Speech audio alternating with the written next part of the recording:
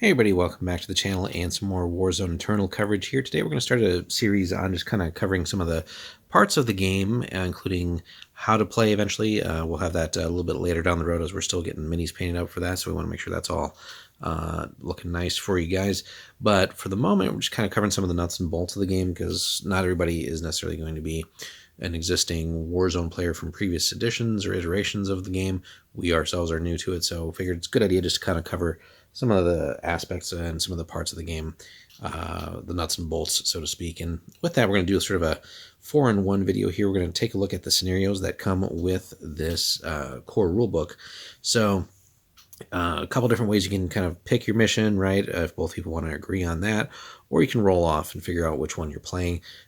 Tournaments, you might have like custom scenarios and things like that. So the book does give us 4 different scenarios here. So pretty simple on a D20 roll. We get lead from the front, breakthrough, key positions, and sabotage. So let's jump right in with lead from the front and figure out what that's going to give us here. So setup is as normal. So basically just, you deploy on one side and the opponent deploys on the other. Special rules for this one, though. One unit with the leader designation in each force is chosen to be that force's commander. If the commander is removed as a casualty, then another unit with the leader designation may be chosen as the commander in the next start turn phase. Now, victory in this one, it's a little bit wordy on this one, but the gist of it is you want to have your commander basically moving up as far across the battlefield as possible. So in other words, leading from the front. So let's jump in and see how that actually works. In the end turn phase of every turn after the first, a force gains 1 victory point if their commander is further from that force's side of the battlefield than the enemy commander is from the enemy force's side of the battlefield. Again, this description here is a little bit wordy, but basically you need your commander to have advanced further across the board than the enemy's commander has advanced across theirs. So key thing with this is you want to keep your commander alive. Certainly as long as possible, right? Because if you have to then choose another unit to be a leader, right, you're just kind of resetting the board, essentially, if they haven't also already moved up a little bit. But you also want to prevent the enemy's character from being able to move up as far as possible, maybe pinning them down, or ideally killing the enemy commander repeatedly. So let's continue on here. This should be determined by measuring the distance from that force's side of the battlefield to the edge of the commander's unit's base furthest away from their side.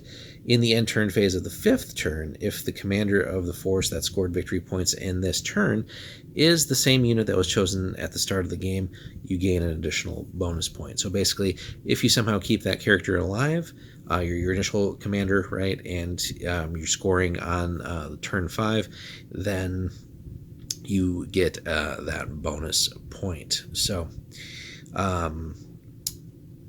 then that could be a sort of a nice little swing at the end there too. So, but that's the only sort of bonus here.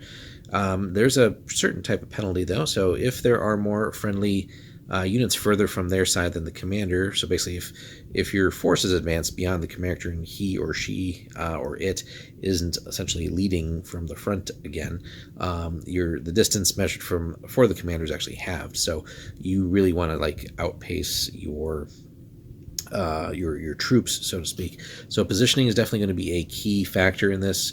Above all, again, keeping the commander safe, and then ideally, again, trying to prevent the opponent's character from advancing as much as possible.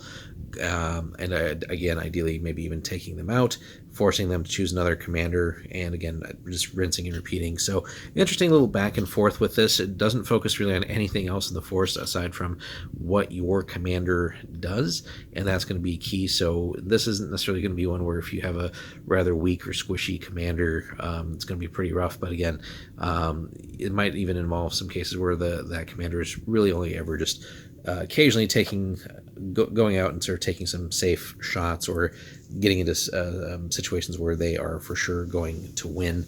Because again, exposing your commander to serious threats is going to kind of be a surefire way to probably lose this game. So that's the first scenario in a nutshell. Alrighty guys, coming back here, taking a look at the next mission, which is Breakthrough. Again, normal setup.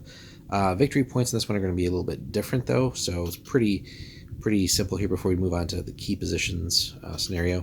So in the end turn phase of every turn after the first, notice a trend here, right? The first turn isn't going to score us points typically. A force gains a victory point for having more friendly units that are not engaged with enemy units in their opponent's half of the battlefield, i.e. across the center line.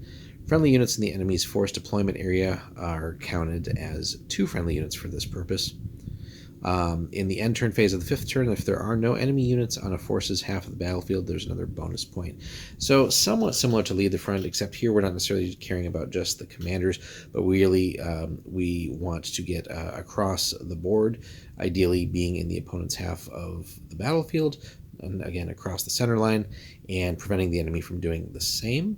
And we can essentially get bonuses on our end if we can get to the opponent's deployment area, because then each unit will count as 2, right? Which really, if we are lucky enough and kind of storm and blitz the opponent's deployment zone and get past there, while keeping them kind of stuck on their side of the board as well, it's going to be pretty rough. But then again, if we, as a sort of turn or game end bonus here, can essentially keep them swept away from our side of the board, another bonus point there. So I like that kind of as a trend in mission design, that there's kind of an end of game condition here as well. So that is Breakthrough in a nutshell. So somewhat similar again to the first mission, but obviously a little bit different here, where now we want the whole force, or as much of the force as possible, to get across the center line.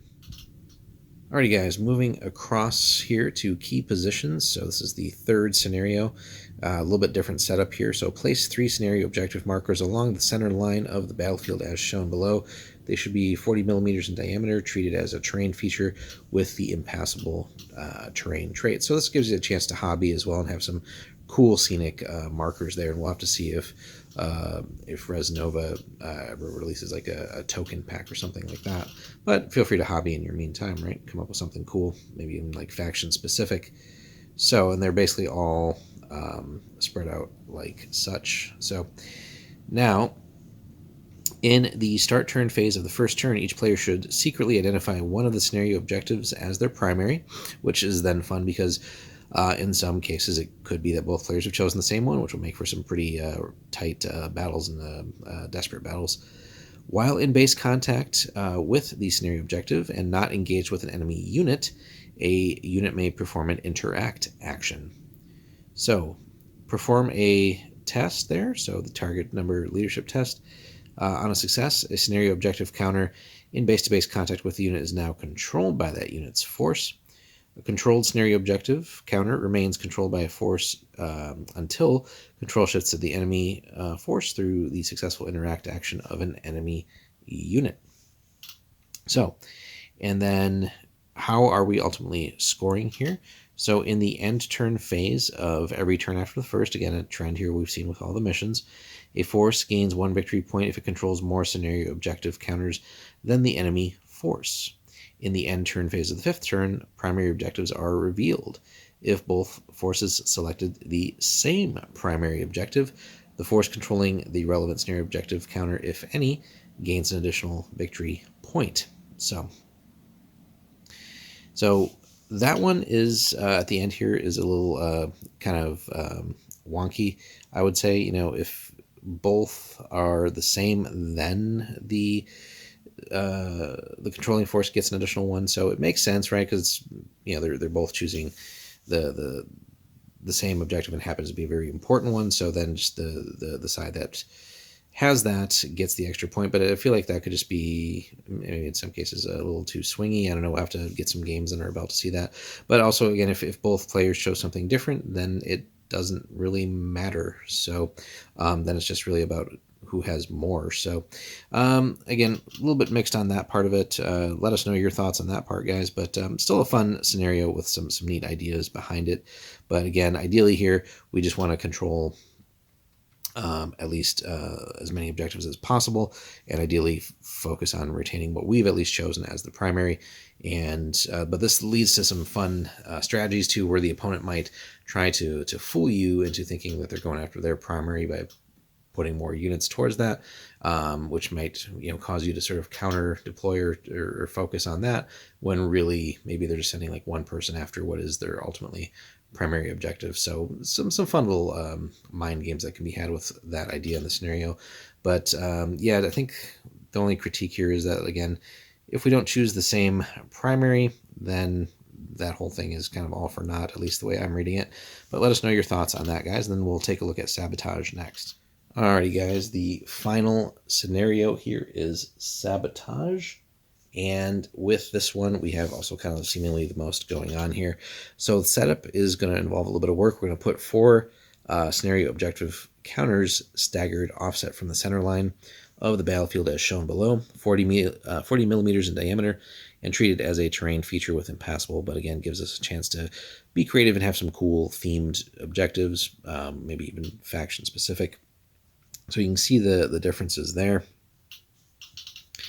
Then rules for this one. So while in base-to-base contact with a scenario objective counter, with a scenario objective counter in their opponent's half of the battlefield, a unit that is not engaged with an enemy unit may perform an interact action. So we perform the test there. On a success, the unit has damaged the scenario objective marker. There is no limit to the number of times the scenario objective marker can be damaged. Player must keep track of the number of times each turn a unit from their force damages any scenario objective marker. Then the victory points. So in the end turn phase of every turn after the first, a force gains a victory point if it caused more total damage to the scenario objective counters combined than the enemy force. In the end turn phase of the 5th turn, if only one force damaged both scenario objective counters this turn, the force gains an additional victory point. So basically, if you can make it get lucky here on this one and make sure you damage at least both of theirs, ideally preventing them from doing the same to yours, there's a chance for that extra bonus point. So overall, one thing we like with the design of their missions here is that there's always a chance for some sort of bonus to happen. Sometimes it's a little easier, sometimes a little more difficult to achieve, but really this one is a neat one, neat take on the typical just, hey, go take and hold an objective, where we're always doing something here. So which means we got to dedicate some actions essentially towards damaging their objectives, while again preventing them from doing the same to ours. So it's nice too that it's not just purely about go attack and destroy stuff. It's also, we really have to think about protecting our objectives a little bit as well. Otherwise, if everybody kind of just passes each other and then we're just rolling to see basically who's damaging more objectives. So this there's definitely some nice offense and defense with this one. So that wraps up the 4 scenarios for Warzone Eternal. Definitely eager to get into these guys. Let us know which of these is your favorite and what you think of their designs. Hit us up in the comments. Be sure to like and subscribe, and we will see you in the next one.